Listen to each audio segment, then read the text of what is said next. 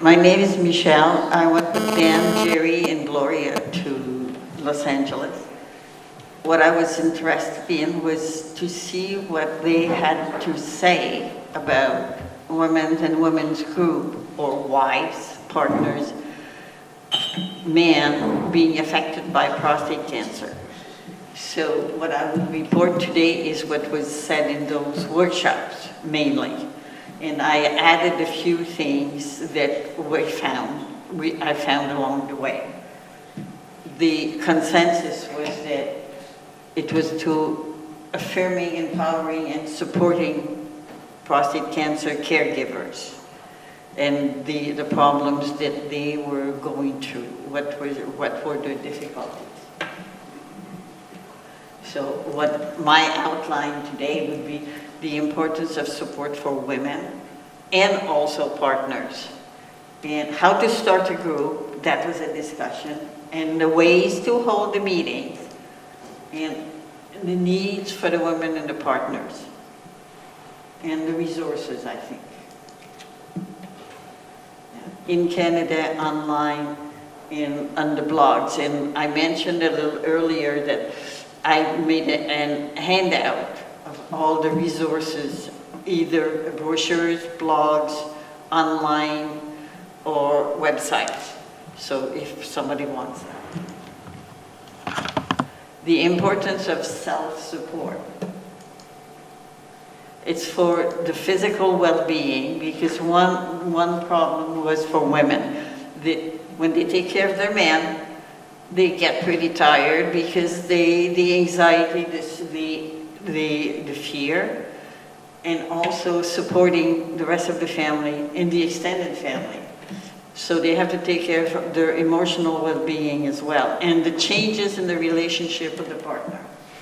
So they have to find a balanced lifestyle, and these were the items that were discussed for them to, when they start a group. I was surprised to find out that even in the United States, they don't have that many groups for women.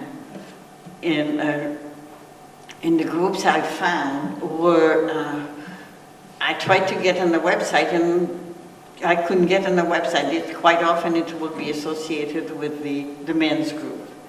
So how to start an informal group, that could be formal or informal. I mean, we go for coffee, and then we go for a meal, we go walk, biking, do some exercise, and we can go for movies or whatever. So the women alone, or she'll go knitting, playing music or whatever. So this could be to vent their feelings, because there was quite a topic about venting their feelings about their men and about the situation, and also especially when the younger women who had teenagers or younger kids. So that was men who owned their own business. So it was problematic for them. And they were talked about, like male care is a good example of a website, how to start a group.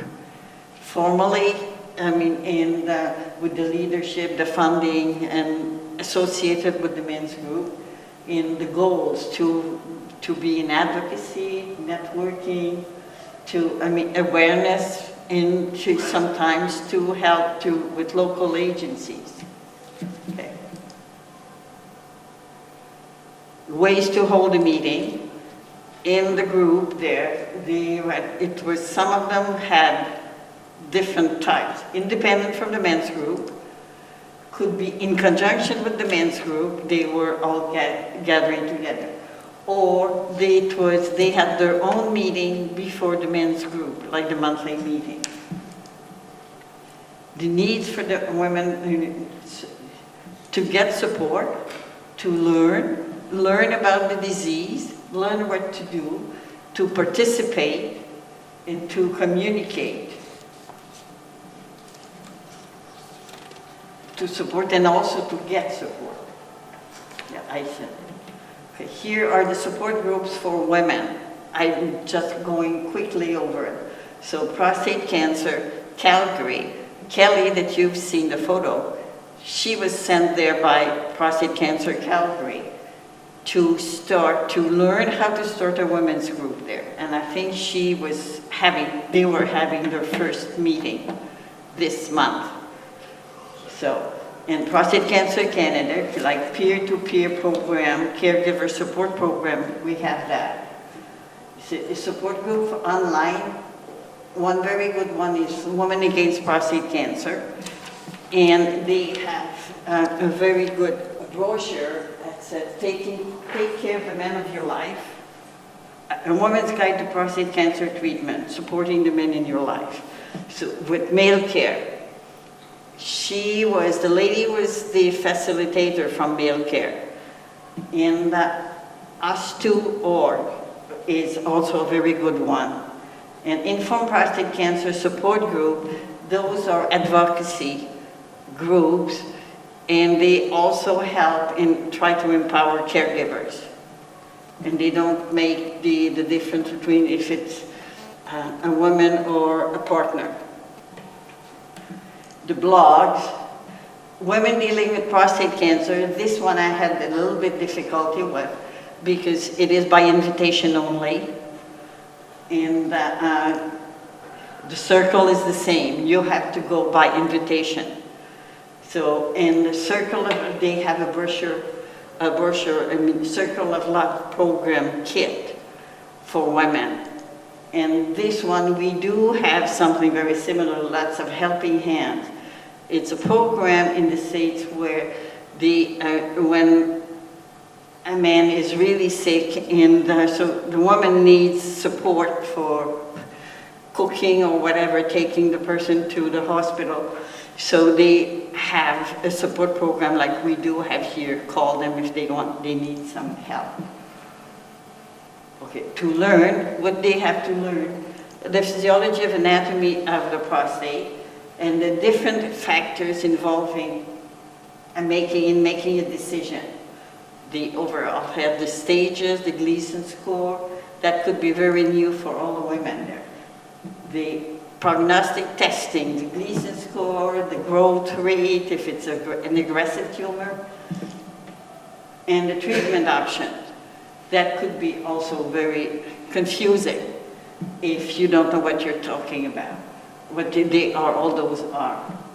So I understand that I am kind of overlapping with the guys there to participate me to go to the doctor's appointment and to be the best advocate for you, ask questions, be the best advocate for your partner, help him stick to a normal routine, prepare a balanced diet, because especially with chemotherapy, sometimes that could be difficult. Balanced periods of rest and period of activities. So in those groups, that could be discussed and say, okay, oh, I'm doing this or I'm doing that. Help him deal with the side effects of treatments. And encourage him to join a support group. Communicate your feelings to families about the changes in the lifestyle, the financial problems, sexual relationships, and take care of your family and friends' feeling, because quite often they were saying that they were the pillar and people would go to the wife or the partner to find out how the person was, the man was. And that they didn't know, so they felt that they had a big load on their shoulders because people, the family or the friends, were embarrassed to ask the person how they were. And the new challenges facing you, your partner, and your family. Never forget, there is life after prostate cancer diagnosis. So if you want some information about all the websites, it's right there. We've got some copies. So thank you very much. Do you have any questions?